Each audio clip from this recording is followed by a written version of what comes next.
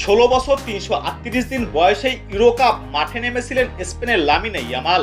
ক্রোয়েশিয়ার বিরুদ্ধে ওই ম্যাচেই ছোট্ট ছেলেটি বুঝিয়ে দিয়েছিলেন তারকা হয়ে ওঠার সব মশলাই মজবুত করে রয়েছে তার মধ্যে। ইউরো কাপের সেমিফাইনালে ফ্রান্সের বিপক্ষে চোখ ধাঁধানো গোল করে বুঝিয়ে দিলেন আগামী দিনে ইউরো শাসন করতে চলছেন তিনি। একই সাথে যেন হাত ছেড়ে বাঁচলেন স্পেনের কোচ লুইস দে লা ফন্তে। নাসো রদ্রি ও রোমাদের মতো তুলনায় সিনিয়র ফুটবলারদের পাশে ১৬ বছর বয়সী এই ছেলেকে খেলিয়ে যেন তিনি কোনো ভুলই করেননি, সেটাই প্রমাণ হয়ে গেছে।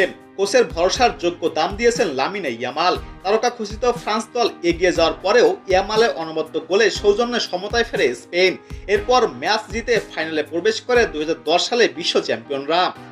কিন্তু কে লামিনে ইয়ামাল?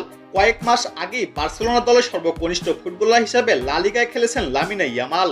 স্পেনের বাসিন্দা হয়েও তার সম্পর্ক রয়েছে আফ্রিকার সাথেও। লামিনে ইয়ামালের বাবা মরক্কোন এবং মা ইকুয়েটোরিয়াল গিনির নাগরিক।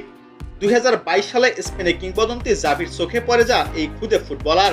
এরপর সিনিয়র দলের সাথে তিনি যোগ দেন। লামিনে ইয়ামাল নিজের ফুটবল ক্যারিয়ারের শুরুতে ছিলেন পজিটিভ স্ট্রাইকার, কিন্তু বর্তমানে ডান প্রান্তিক মিডিও বা উইঙ্গার হিসাবেই খেলেন।